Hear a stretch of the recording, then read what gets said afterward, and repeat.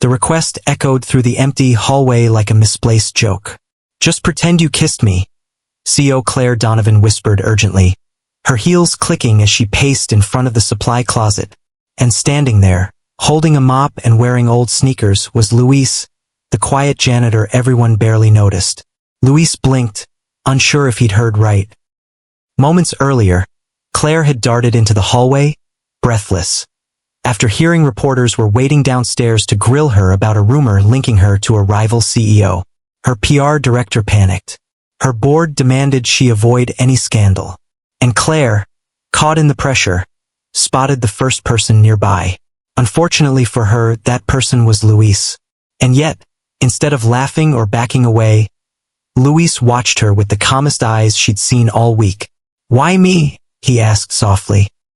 Claire ran a hand through her hair. I need something harmless. Something human. They're expecting chaos. If they think I was, I don't know, sharing a moment with someone normal, maybe they'll back off. You don't have to actually do anything.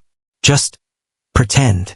Luis leaned on his mop, studying her like he was piecing together a puzzle no one else bothered to notice.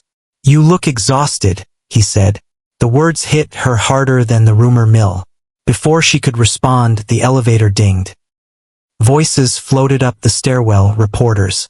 Claire's breath hitched. Panic crept up her throat. "Okay," Luis said suddenly. "I'll help." She stared at him. "You will?" He nodded. "But not the way you asked." Without waiting for her confusion to rise, he stepped toward her and gently straightened the collar of her blazer, brushing away flecks of dust from where she'd leaned against the wall.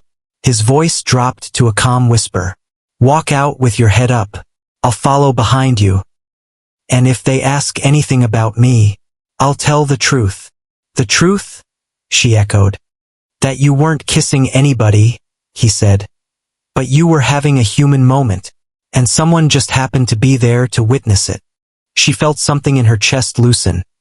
Something tight and knotted from months of carrying a company, keeping her composure, and pretending she never cracked. Then the reporters rounded the corner. Microphones shot forward like spears. "Claire, are the rumors true? Were you meeting your competitor in secret? Were you hiding something upstairs?" But before Claire could speak, Luis stepped forward. Not in front of her, but beside her. "She wasn't hiding anyone," he said, his voice steady and warm. "She just needed a minute to breathe." The hallway froze. A janitor, defending the CEO. And not with a lie, but with a truth nobody expected. He continued, "People forget she's a person. The pressure she's under? Most of us wouldn't last a day. I saw someone overwhelmed. That's all. So maybe let her take a breath before you decide what story you want to tell." The reporters stared at him, at his uniform, at his mop, at the man who had nothing to gain and no reason to speak, then slowly began lowering their microphones. Claire swallowed hard.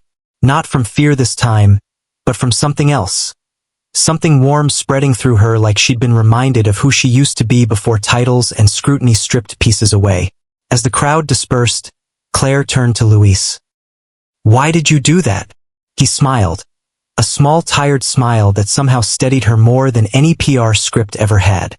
"Because sometimes," he said, "people just need someone to stand with them. No pretending." For the first time that day, Claire breathed. Really breathed.